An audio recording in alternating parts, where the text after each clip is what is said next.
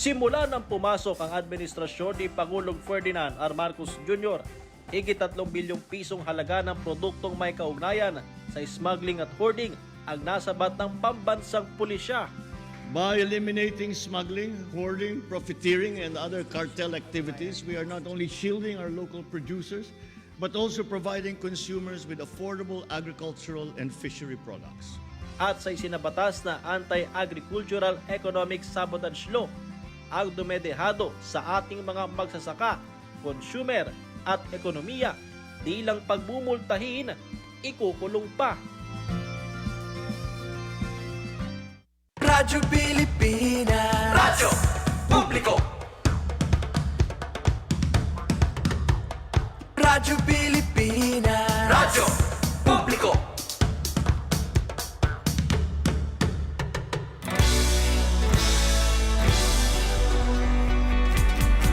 Mahalagang mga balita, napapanahong impormasyon. Kami ang inyong gabay pag may bagyo at sakuna. Serbisyo ng gobyerno kapag may nangangailangan. Mga proyekto ng Pangulo, damang-dama ang pagmamahal niya. Tulay ng mga hinaing, ang problema ng bayan ating lulutasin. Tulay sa himpapawid, tulay ng pagbabago. Radyo Pilipinas, Radyo Publiko ng bagong Pilipinas. Radyo Publiko, Radyo Pilipinas, Radyo Publiko ng bagong Pilipino. Mga proyekto ng Pangulo, damang-dama ang pagmamahal niya. Radyo Pilipinas, Radyo Publiko, ang boses ng Pangulo.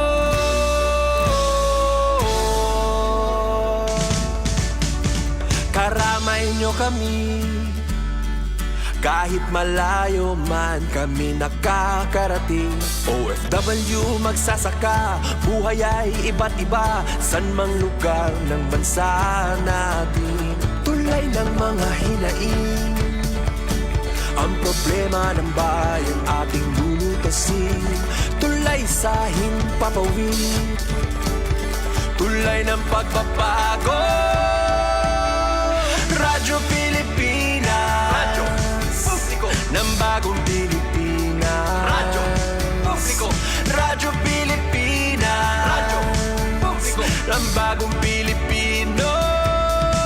Mga proyekto ng Pangulo, damang-dama ang pagmamahal niya.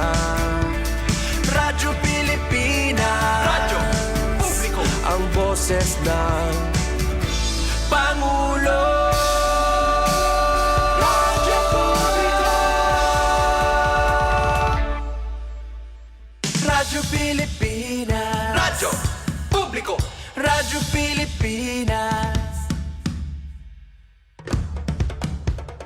Ito ang Presidential Broadcast Service Radyo Pilipinas, Radyo Publiko ng Bagong Pilipinas para sa Bagong Pilipino. Naghahatid ng mahahalagang balita at impormasyon na guugnay ng pamahalaan sa sambayanan. Tulay sa himpapawid ng serbisyo publiko. Radyo Pilipinas, Radyo Publiko, ang boses ng Pangulo.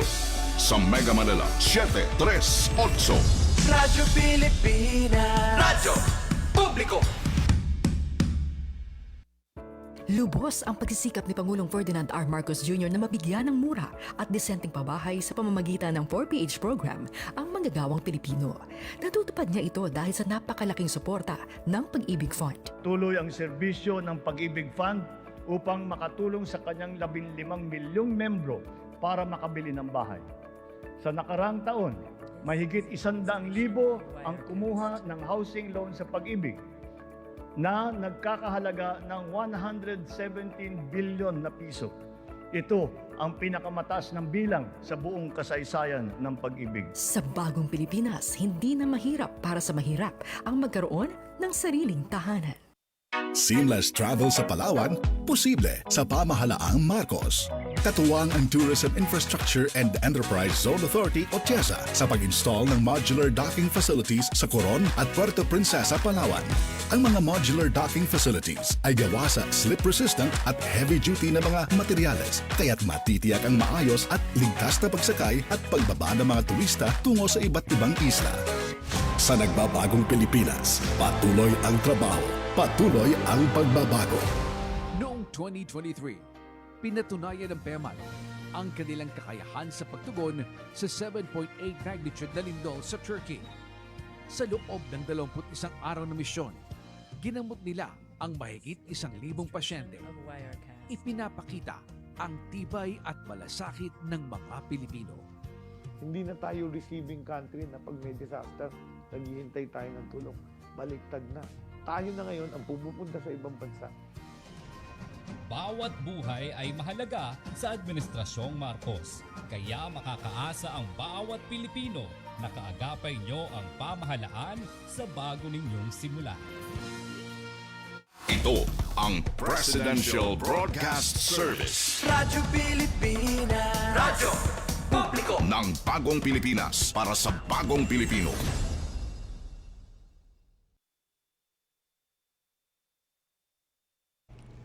Oras po, 10 minuto makalipas ang alas 3 ng hapon.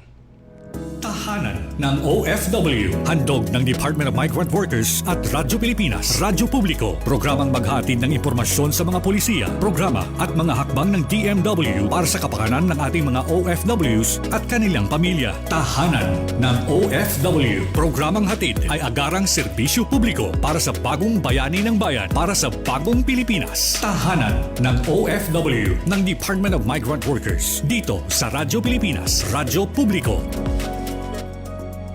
Magandang araw po sa inyong lahat, lalo't higit sa ating mga minamahal na mga OFWs at inyong mga pamilya. Mula po sa tahanan ng mga OFWs, ko po ang inyong lingkod, Secretary Hans Leo Kakdak, na nag-iimbita sa inyong lahat na sumubaybay sa ating bagong programa sa Radyo Pilipinas, ang Tahanan ng OFWs.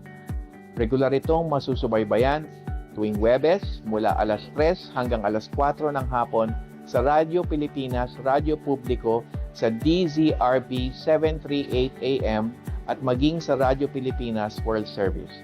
Ang ating programa ay mapapanood din sa opisyal na Facebook page ng Radyo Pilipinas at ng Department of Migrant Workers. Sama-sama po nating pag-usapan ang mga kwento ng pagsusumikap ng ating mga bagong bayani at alamin ang mga programa at serbisyo na hatid ng DMW sa ating mga OFWs saan mang panig ng mundo. Bukas po ang tahanan ng OFW sa ating lahat. Kaya't halina't tutukan at sama-sama nating ipagmalaki sa mundo ang ating mga bagong bayani sa ating bagong Pilipinas. Maraming salamat po.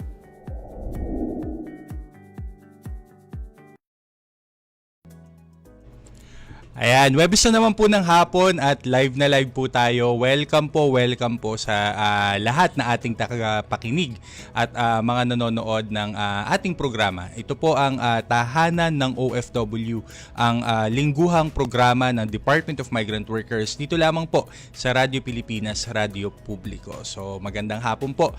Ako pong muli si Assistant Secretary Kiko de Guzman, ang inyo pong makakasama sa linggong ito. At solo flight po tayo ngayon at medyo na-busy ang ating mga usual na mga kapartner, pero shout out pa rin kay Tito Charles, ang ating laging kasamahan, kay Director Charles Tabu, na ngayon po ay abala sa kanyang pag-aasikaso doon po sa ating mga kababayan na nanghihingi ng tulong patungkol po sa Balikbayan Box, at siya po ang punong abala ngayon dyan at tumutulong doon sa kuha, pagkalap at pag-deliver ng mga yan. At syempre kay Attorney Jazz, kay Director Jazz Gapatan, na lingguhan din nating nakakasama dito, na kanina lamang ay punong abala sa launching po ng Susan V. Ople Learning Resource Center, o yung po natawag natin na library hub. Okay, library hub po sa DMW Makati ng mga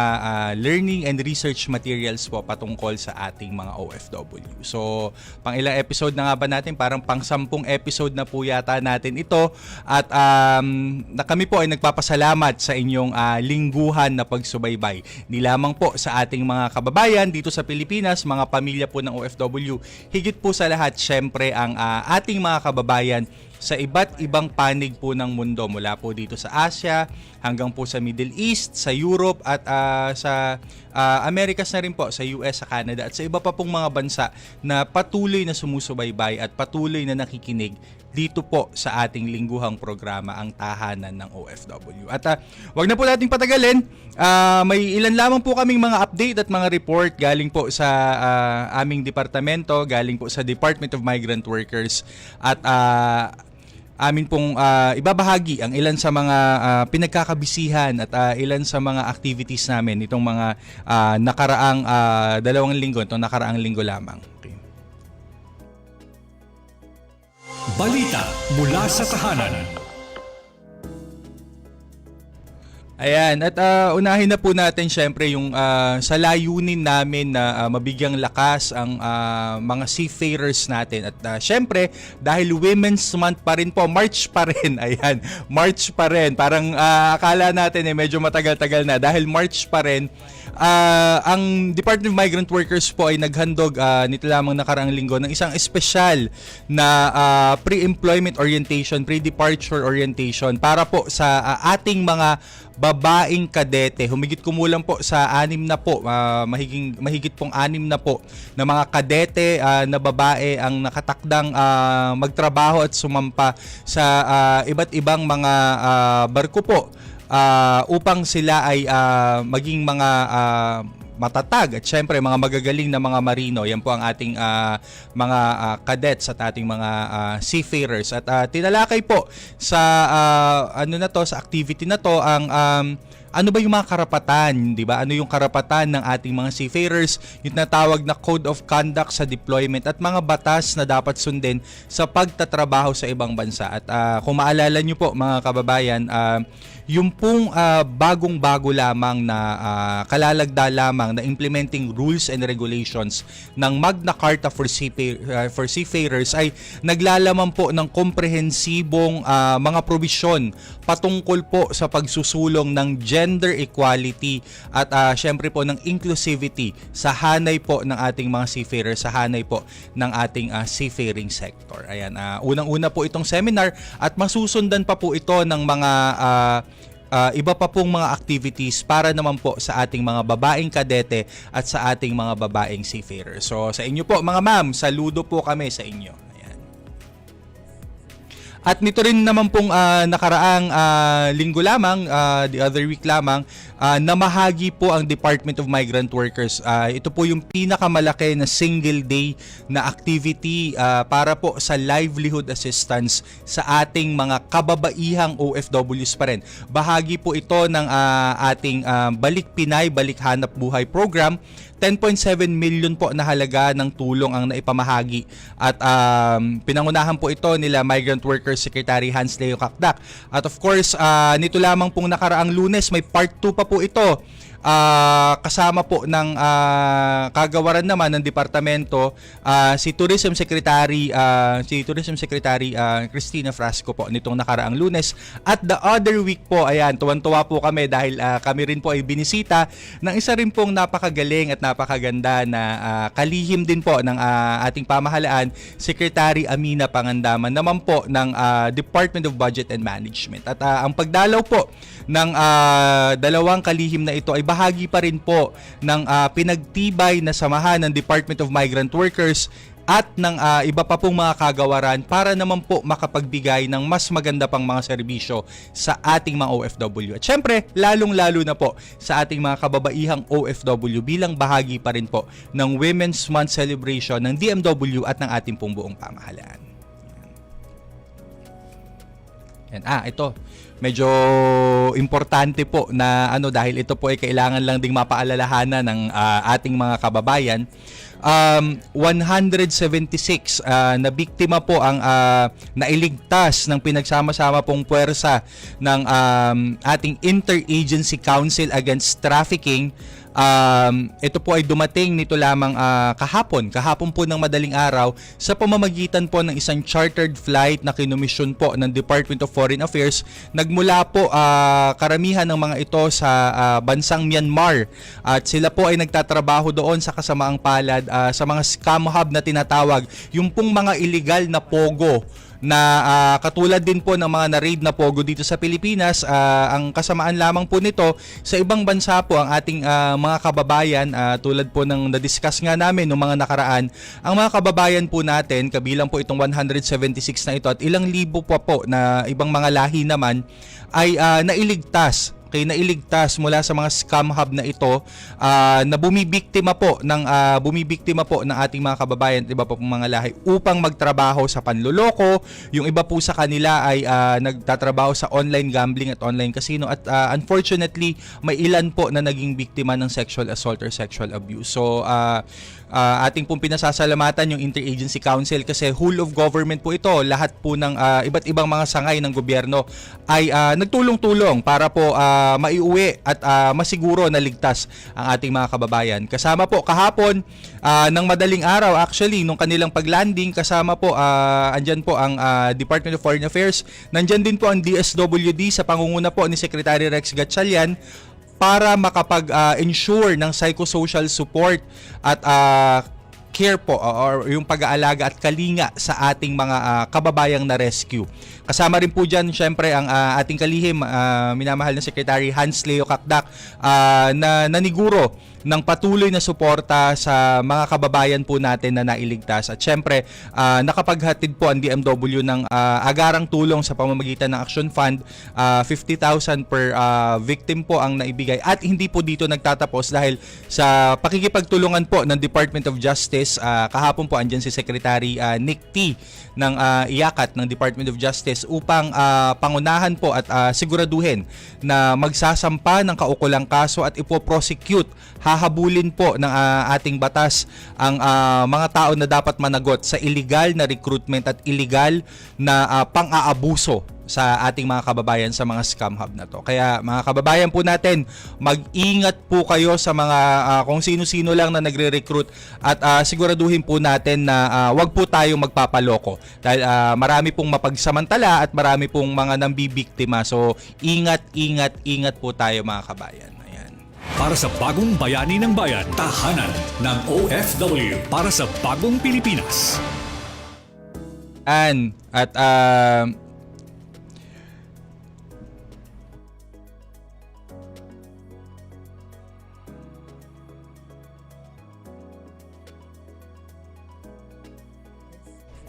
all right. Akala ko magkakaroon ng gap tuloy-tuloy lang pala. So anyway po mga kababayan, ngayong hapon po, ayan, napasimulan ko kanina yung ulat tungkol dun sa 1,050 plus na mga OFW women beneficiaries ng Balik Pinay, Balik Hanap Buhay. Isa po yan sa flagship programs ng Department of Migrant Workers na naglalayon na bigyan ng panibagong pagkakataon ang ating mga dating OFW na bumabalik dito, yung ating mga balikbayan, mabigyan ng pagkakataon na sila po ay mabigyang muli, okay, ng opportunity para naman po makapagnegosyo dito sa ating bansa. At syempre, diyan ko sinisimulan kasi yun pong guest ko ngayong hapon, okay, ay na makakapanayam dito sa studio. Hindi po siya stranger o hindi po siya kakaiba sa ganitong linya ng pagbibigay ng tulong, serbisyo at ng second chance sa ating mga kababaihang OFW. Bago namin po na-recruit sa departamento ito para pangunahan ang National Reintegration Center for OFWs. Yung pong ating guest ngayon ay matagal na nanilbihan bilang Executive Director ng isa sa mga pangunahing non-government organizations or NGOs sa tumutulong sa mga kababaihang OFW. Siyempre, pababatiin ko muna ang ating guest sa hapon na ito. Wala pong iba kundi si Director, bubuin ko yung pangalan pero mamaya tatawagin lang natin siyang Director Ande. Ayan, si Director Andrea Luisa Anulin o Dir Ande para sa aming lahat po sa DMW. So Dir Ande, bumati ka muna. Thank you, Ase Kiko, at maraming salamat po at magandang hapon po sa lahat ng mga tagapakinig ng programang ito. Ayan. So si Dir Ande po ang direktor ng ating tinatawag na National Reintegration Center for OFW. So Dir Ande, maaari mo bang ibahagi sa ating mga tagapakinig ano ba yung pag pinag-uusapan yung reintegration, ano ba ang ibig sabihin nito at para saan ba ang tinatawag nating reintegration? Okay po. So, alam natin, Ase Kiko, na pagpaalis ng ating mga OFWs, nandiyan po tayo para siguraduhin na ligtas at maayos ang pupuntahan nilang trabaho sa ibang bansa. Pero hindi naman po kasi yun lamang ang journey ng mga OFWs. At some point, marami po sa kanila bumabalik para magbakasyon. Pero kapag maraming beses na rin po silang nagkaroon ng pagkakataon na magtrabaho sa ibang bansa at medyo matagal na rin po ang kanilang pagtatrabaho sa ibang bansa, babalik at babalik din po sila dito sa Pilipinas. At marami pa rin po sa mga OFWs natin na bumabalik, may kakayahan pa din. Pwede pa rin silang maging economically productive. Hindi naman yan yung katulad ng pag-local employment na pagdating mo ng 60 or 65, magre-retire ka. Yung iba umuwi, nasa 40s, nasa 50s, at meron pa silang pwedeng mai-contribute dito sa mga kanilang mga pamilya at saka dito sa ating bansa. So yung reintegration is yung pag-alalay din po natin sa kanilang pagbabalik dito sa Pilipinas at pagtitiyak na maayos at yung kung ano man yung klase ng kabuhayan or kakayahan na kanilang gustong makuha dito, na suportado po ito ng ating pamahalaan. Okay. So, syempre, di ba, nabanggit mo yung mga nagre-retiro sa local employment. Actually, kahit doon sa overseas, yung mga tumutungtong ng mga 60, 65, kasi naalala ko, guest natin dito a few weeks back, si Asik Venny, although partner, hindi ka pa senior. Ay, lagi namin binabanggit yan na pagkakamalang senior citizen si Asik Venny. Pero next year pa yata siya tutungtong doon. Pero marami tayong mga kasamahan sa DMW tulad ng igines natin, sila Tito Atoy at ang iba pang mga kasamahan natin doon na senior citizen na pero sa kagustuhan nilang mag-work pa rin at sabi nga nila to give back. Diba? To give back ay kabahagi ng DMW at part ito ng reintegration program din natin that former OFWs are given the opportunity to work and to be part of the department. Ano to, Dir Ande? Approximately ilan ng ganito natin ngayon? Ayan. I think meron tayong mga more than 20 na job orders. And mukhang nadagdagan pa ito dahil marami sa mga OFWs po na umuuwi. At alam naman natin na leader din po sila doon sa mga bansang pinanggalingan nila. At meron talaga silang mako-contribute or meron talaga silang maiaalay. At gusto pa talagang magserbisyo sa ating mga OFWs.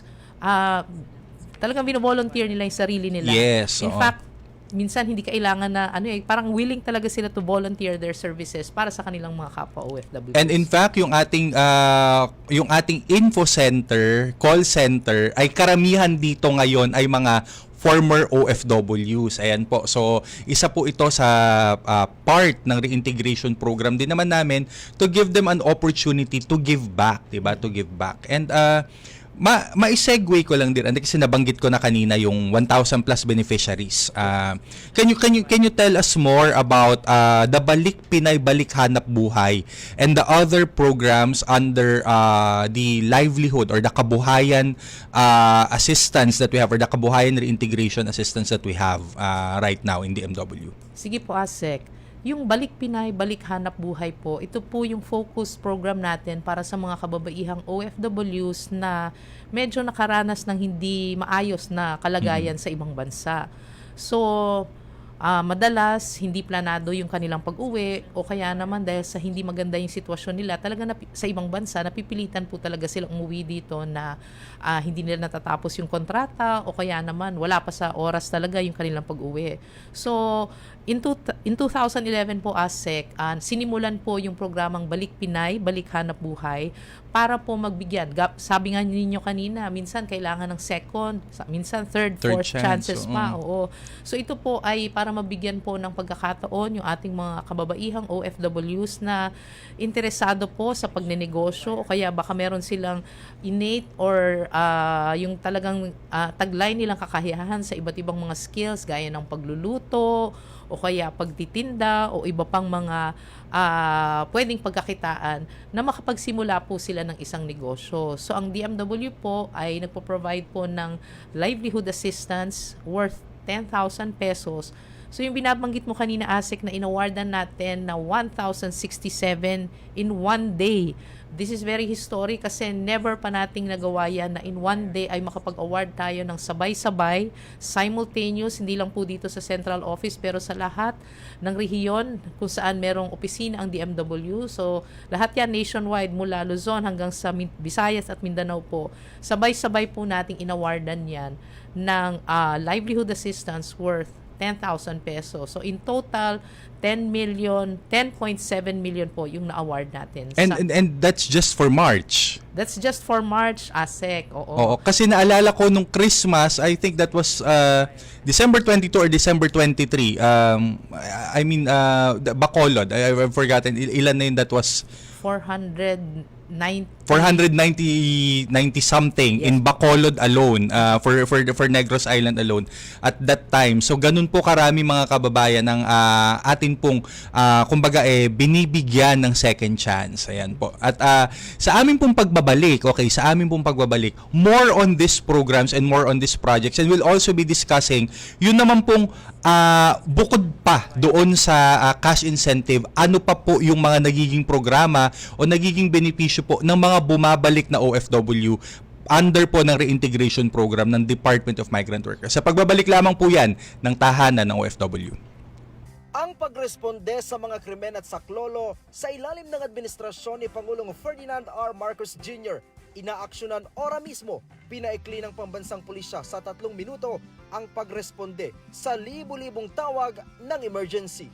The police has responded to nearly all, or to quote the actual number, 99% of the calls for police assistance. Sa pangunguna ng Department of Health sa ilalim ng administrasyon ni Pangulong Bongbong Marcos, inilunsad ang Purok Kalusugan, isang makabagong programa na naglalayong pabilisin ang universal healthcare para sa bawat Pilipino. Sa Purok Kalusugan, ang serbisyong medikal ay inilalapit sa bawat purok. Ang mga lider ng komunidad ay katuwang ng DOH sa paghahanap ng mga nangangailangan ng serbisyong medikal. Magtatayo tayo ng dagdag na mga health center at ospital. We must bring medical services to the people and not wait for them to come to our hospitals and healthcare centers. Bawat buhay ay mahalaga sa Administrasyong Marcos. Kaya makakaasa ang bawat Pilipino na kaagapay nyo ang pamahalaan sa bago ninyong simula. Sa target na 1 milyong pabahay bawat taon ni Pangulong Ferdinand R. Marcos Jr., malaking tulong ang public-private partnership upang gawing mabilis, mahusay at hindi gumastos ng malaki ang gobyerno. Ayon kay DHSUD Undersecretary Emmanuel Pineda, kung dati ay limitado ang pabahay ng gobyerno, sa tulong ng pribado, ngayon, nag-uumapaw na ito. Needed for private sector to embrace the program is they need to have a decent return of investment. We believe that the price ceiling set forth is very attractive. So now, many private developers are interested and willing to participate. Sa bagong Pilipinas, makakamit ang mithiin ng mga Pilipino sa pagtutulungan ng pribado at ng gobyerno. Mahilig ka bang mag-dive? Good news! Sa ilalim ng pamahalaang Ferdinand Marcos Jr. ay magtatayo ng karagdagang hyperbaric chambers ang DOT TIEZA. Narito ang tinig ni TIEZA COO Mark Lapid. For the first quarter of next year, we will be installing na 5 hyperbaric chambers. One in Bohol, Boracay, Negros, Occidental, Camiguin, Cebu, Puerto Galera also. We are being awarded as the best dive destination in Asia. Ang action na ginawa po ng TIEZA is to purchase hyperbaric Chamber. Isa lamang si Gao Bienviaje, isang licensed PADI diver sa mga makikinabang sa proyektong ito. For in case of emergencies, so if we have a hyperbaric facility, so it could save lives, enhances safety standards for the diving community, and it also builds trust with divers. Sa nagbabagong Pilipinas, patuloy ang trabaho, patuloy ang pagbabago.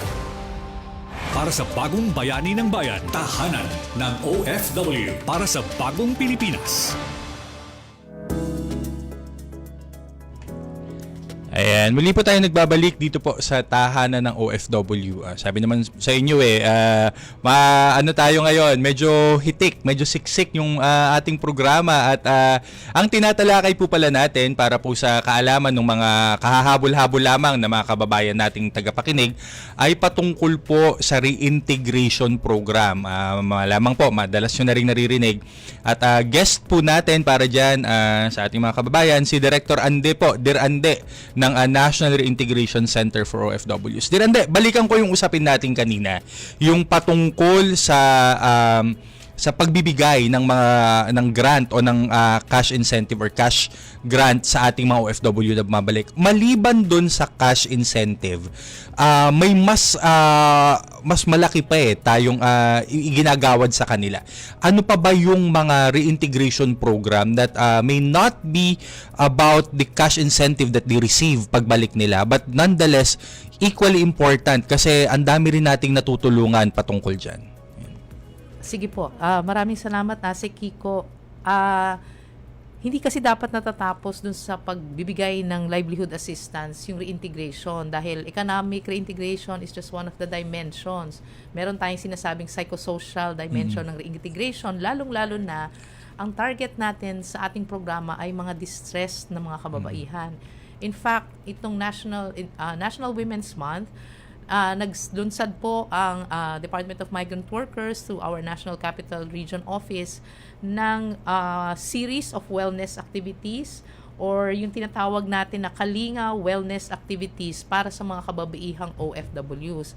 Dahil nakikita natin na binigyan mo nga siya ng financial assistance or livelihood assistance pero meron pang bumabagabag sa kanyang isip at saka sa damdamin. Correct, oo. Malaking bagay yon na meron siyang makakausap, makikita niya na may mga kapwa OFW siya na nasa parehong sitwasyon at merong tumutulong at gumagabay sa kanila para maitawid sila mula sa isang sitwasyon na namomroblema pa sila tungo sa isang sitwasyon kung saan hopefully after the series of kalinga or psychosocial activities or interventions, mas panatag na ang kanilang isip at ang kanilang kalooban. So isa po yun sa mga ino-offer natin po sa ating mga kababaihang OFWs. And hindi naman siguro dapat para sa kababaihang OFWs din lang yon. Dapat ang mga kalalakihang OFWs. In fact, naalala ko nung sinimula natin ito ASEC last quarter of 2024, kahit kalalakihang OFW, magpapakilala pa lang doon sa wellness session natin, tumutulo na ang luha. Yes, oo, napaka-importante nun, Dirande, and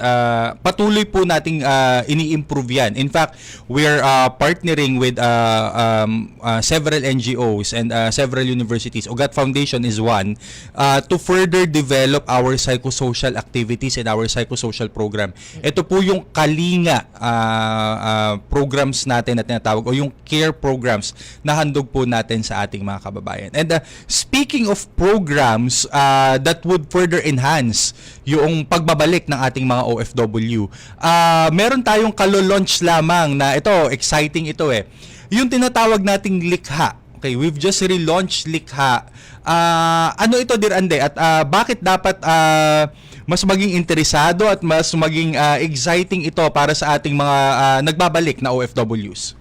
Yung Likha po, ASEC, at saka sa ating mga tagapakinig, isa po itong business plan competition. Dahil gusto natin to encourage our OFWs na maging entrepreneurs. Ang ibig pong sabihin ng Likha ay linangin ang kakayahan sa kabuhayan award. So, ibig sabihin, dahil may award, i-award po natin ito dun sa mga OFWs na interesadong sumali sa business plan competition na ito.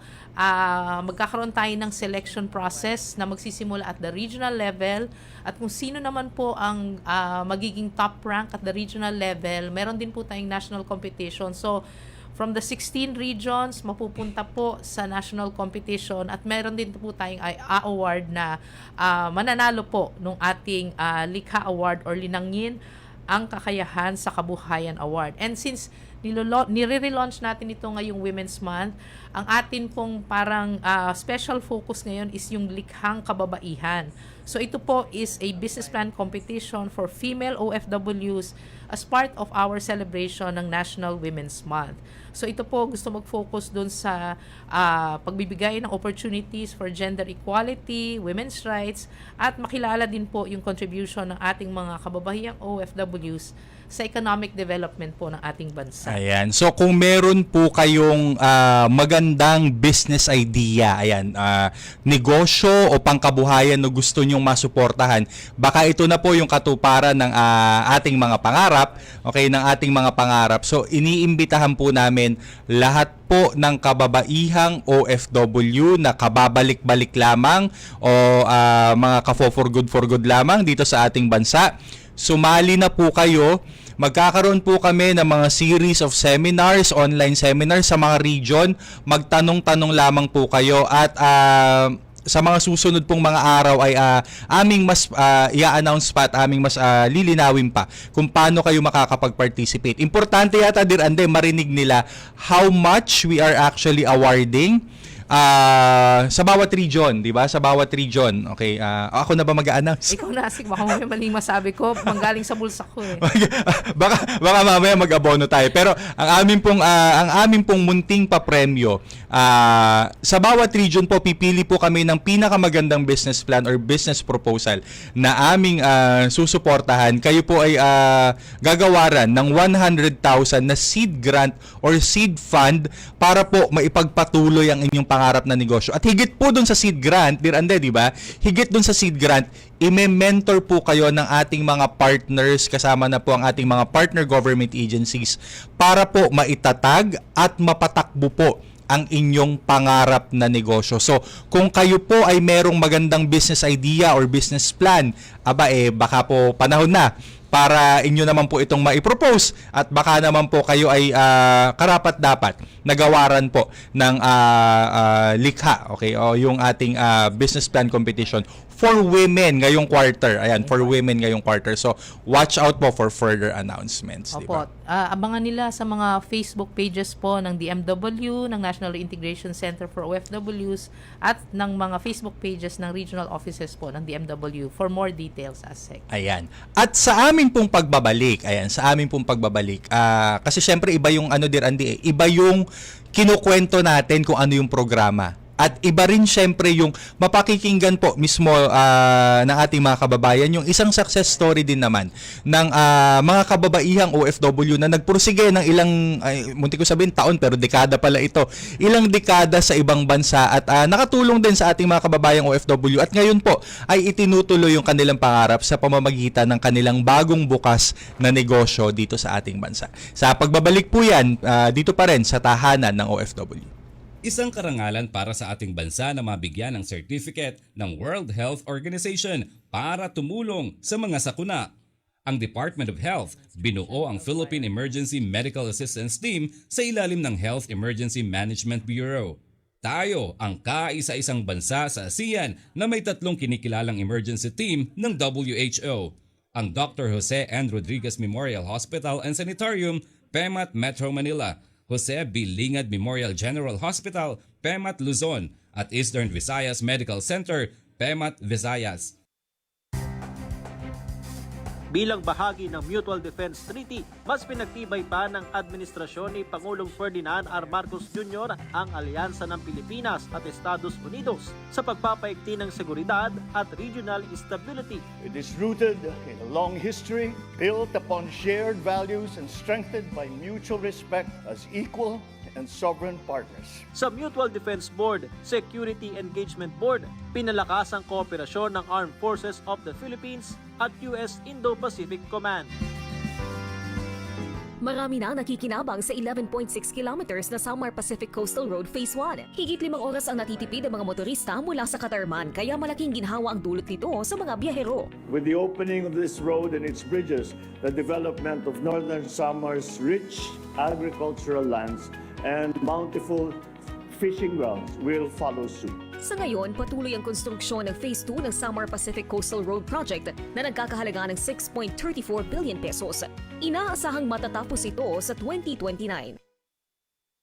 Hindi lang dapat basta matibay, maganda rin ang loob at paligid ng bahay. Ganito ang Valley View Township na may malaparking disenyo sa Misamis Oriental, Mindanao. Higit 10,000 pamilya ang mabibiyayaan nito. Ipinatayo bilang bahagi ng Pambansang Pabahay Program ni Pangulong Ferdinand R. Marcos Jr. Ipinatayo bilang bahagi ng Pambansang Pabahay Program ni Pangulong Ferdinand R. Marcos Jr.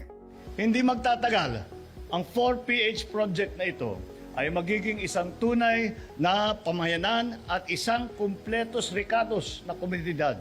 Sa bagong Pilipinas, bahay na disente at malapit sa lahat ng pasilidad. Yan ang ating hinahangad. Para sa pagpapanatili ng kapayapaan sa Mindanao, binigyang prioridad ni Pangulong Ferdinand Marcos Jr. ang Road Network Development Project in conflict-affected areas. Ito ay 177.34 kilometers access road na magkokonekta sa Bangsamoro Autonomous Region in Muslim Mindanao patungo sa mga katabing rehiyon. Pinondohan ng 12.86 billion na tatapusin sa taong 2028. Kung dati dugo ang dumadanat dito, ngayon kaunlaran ang dumadaloy. Sa bagong Pilipinas, tinututukan ang pagpapaunlad ng mamamayan para sa pangmatagalang kapayapaan. Tahanan ng OFW ng Department of Migrant Workers dito sa Radyo Pilipinas, Radyo Publiko. Ayan, nagbabalik po ang tahanan ng OFW. Narinig ko din Andy kanina doon sa nung gap natin nung commercial break. Narinig ko ang ating mahal na Pangulo syempre kanyang ina-announce ang tungkol sa 4PH program, yung pabahay.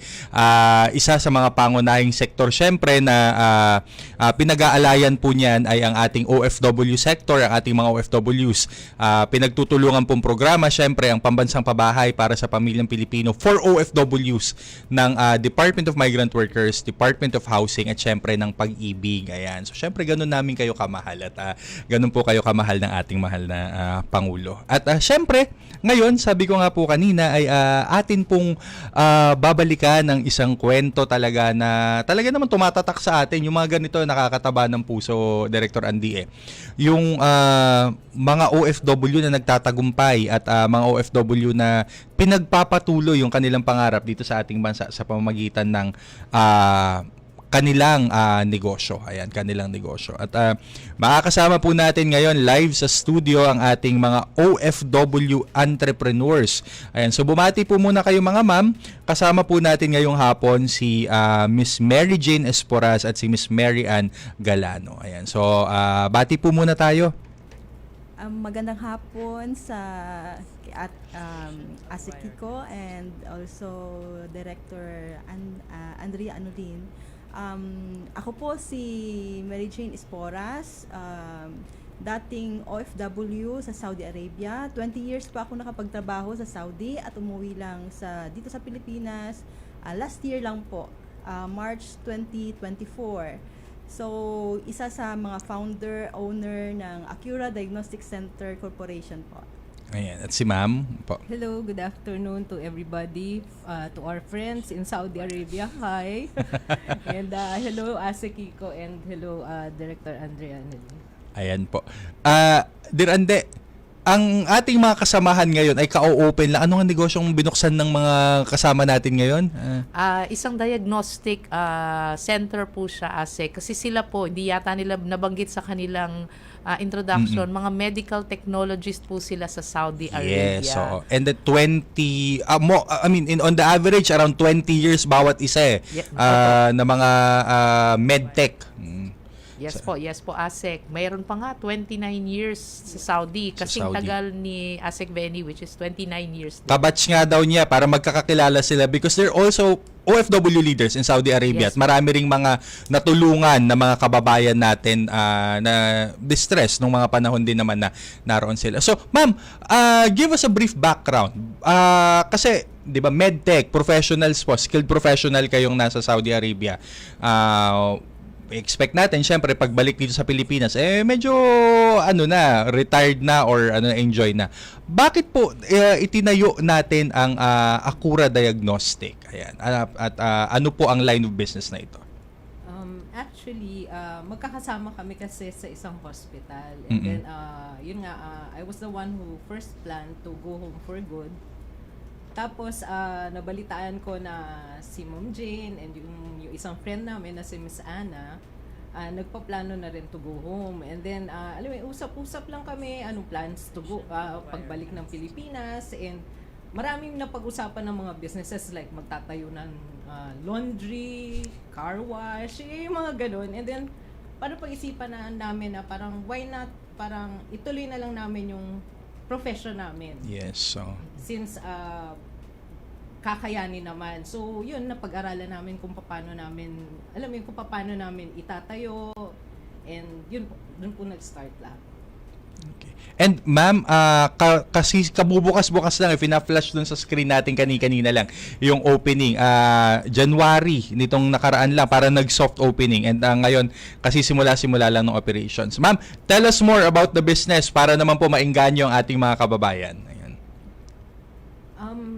Bale, as Kiko, yung business namin is a diagnostic center. We are offering laboratory tests. We also have imaging. Meron din kaming hormone and tumor markers. Kumbaga parang the whole setup for a diagnostic center. Soon magkakaroon kami ng actually for now we still don't have that yung sa imaging namin, which is the x-ray, but you know, it's on process already. So makukumpleto din namin. We're gonna have yung magkakaroon din kami mga doctors for medical consultations. And ayan. So, kumbaga, Dirande, ngayon, medyo soft pa sila. Yes, may pumufocus. So, mga kababayan, suportahan po natin, syempre, yung negosyo din naman ng ating mga former OFWs. At para po, din naman, lalo na yung ating mga OFW, ma'am, mag-o-offer, nagsisimula na rin kayong tumanggap ng mga diagnostic for pre-employment and medical. Di ba? Nag-ano na rin kayo?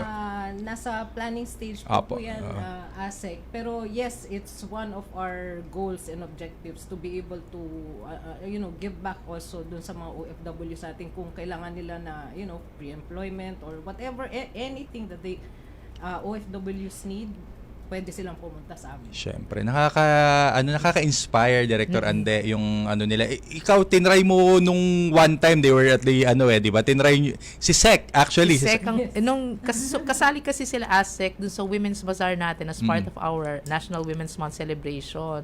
So, nagulat sila ng unang-una nilang kliyente ay si Secretary Hans mismo. So, medyo kinabahan yata sila noon kasi first time nila na magkaroon ng secretary na nagpa-blood sugar. Oo. Pero yun, sabi mo nga, Asek, very inspiring at mukhang nasabihan na nila yung mga dati nilang kasamahan sa Saudi na makinig sa atin para ngayon ma-inspire din sila at parang maipakita na alam niyo yung pagbalik niyo dito sa Pilipinas, may pag-asa kayo. May pag-asa kayo na magtaguyod ng sarili din ninyong negosyo o kaya pagkakakitaan dito sa Pilipinas. Ayan. Siyempre, yung sinasabi mong bazaar, Director Ande, sila po ay kabahagi ng isa pang programa ng Department of Migrant Workers, yung Buy Local, Buy OFW program na kung saan ay ang ginagawa po natin, ASEC, binamap po natin, hinahanap natin yung mga OFW entrepreneurs kasi gusto natin silang tulungan na lumawak ang kanilang market, mas maging stable ang kanilang business, tulungan natin sila na makomply yung mga regulatory requirements at maging part ng value chain, hopefully not just sa private sector but also sa public sector. So, nananawagan kami sa lahat ng mga OFW entrepreneurs kung kailangan nyo ng technical assistance, lapit lang po kayo sa pinakamalapit na regional office ng Department of Migrant Workers para sa ating Buy Local, Buy OFW na programa. Siyempre, ito po ay bahagi ng reintegration network po ng iba't ibang mga opisina ng gobyerno. Kapartner po natin dyan ang Department of Trade and Industry. Unang-una na, inililibot po namin ang mga OFW businesses sa iba't ibang mga trade bazaar ng DTI. Tinutulungan po sa pagdodokumento at kasama na rin po dyan siyempre yung referral sa DOST, DA kung agripreneurship, pati po yung mag-enroll din para sa mga mentoring program po ay kabahagi din po sa ating Buy Local by OFW program. Ayan. So, ma'am, baka po meron kayong parting words or closing words para naman ma-inspire ang ating mga OFW. Saka syempre, ma'am, paki-promote na rin uli yung business. Saan ba matatagpuan yung Akura, ma'am? At para mapuntahan din naman po ng mga kababayan natin. Ayan. Para sa mga OFW na kakauwi lang, and then also sa mga nandun pa nagtatrabaho, na mga OFW, huwag tayong matakot. Huwag tayong matakot umuwi na sabihin natin na uncertain yung pag-uwi natin. Ang importante, be intentional. Pag sa first day pa lang na nasa abroad ka, kailangan alam mo na yung goal mo. Alam mo na kailangan makapagplano ka na kung ano yung gagawin mo, ano yung anong purpose mo, bakit nandun ka sa abroad. And then kailangan maging mag-ipon. Save and save and save. Hindi it doesn't hindi kailangan na malaki ang pera mo, ang sweldo mo, but how much na maiipon mo. And then another thing, kailangan siguro yung mental clarity palagi. Kasi pag nasa abroad tayo, maraming problema, but then kung may mental clarity ka, yung pagdesisyon mo kung ano man ang mga challenges na maharap mo, pwede mong harapin ng matiwasay. And then upskills. Okay po. Ayan, syempre. Never stop improving, never stop learning. Kasi yan po ang magiging capital nyo, maging hawak nyo sa pag-uwi nyo. And then also, plan your exit strategy. Ayan. Of course, never stop dreaming, ika nga. Ma'am, saan matatagpuan ng Akura bago po tayo mag-end ng ating programa? Ayan. Akura Diagnostic Center is located at 12 Data Street, Barangay Don Manuel, Quezon City, near Welcome Rotonda po, walking distance lang. Ayan, mula po sa Welcome Rotonda, konting lakad lang, Akura Diagnostic. May tagline itong mga to. Ano nga ba ang tagline, ma'am? Parinig nga ng tagline. Serbisyo, tatak OFW. Ayan, tama-tama po. World class na serbisyo, tatak OFW. Ayan, syempre proud na proud po kami sa inyo at proud na proud po kami sa mga negosyo, gaano man po kaliit o kalaking negosyo ng ating mga OFW. Proud na proud po ang inyong DMW at amin po itong sinusuportahan. Bago po tayo magwakas, syempre salamat po sa ating mga naging guest ngayon, si Director Ande ng NRCO at ang ating pong mga guest mula sa Akura Diagnostic Medical Center. May maiksi lamang po kaming panawagan para po sa immediate family ng ating minamahal na OFW na si Grace Ann Palmares Aduana o Sharon Lopez. Maari lamang po makipag-ugnayan po sa DMW Migrant Workers Offices Operation Support Bureau or sa MWO po sa Doha, Qatar din. Kung maaari lamang po na makipag-ugnayan dun sa mga numero po at contact details na nasa inyong mga screen ngayon at mayroon lamang po kaming kinakailangang isang gunit, kinakailangang idulog sa inyo para po sa ating minamahal na OFW. At kung kayo po ay kaanak o kakilala, magdala lamang po ng proof of relationship at tumawag po muna or mag-email po sa mga numero at email address na nasa inyong screen sa mga oras na ito. Ayan lamang po. At muli po, ang bilis. Ayan, ang bilis. Ako pong muli si Assistant Secretary Kiko de Guzman ng Department of Migrant Workers, ang inyong palagiang kasama sa bawat episode po, lingguhang episode, kada Huwebes po, 3 to 4 p.m. dito lamang po sa Radyo Pilipinas, sa Radyo Publiko.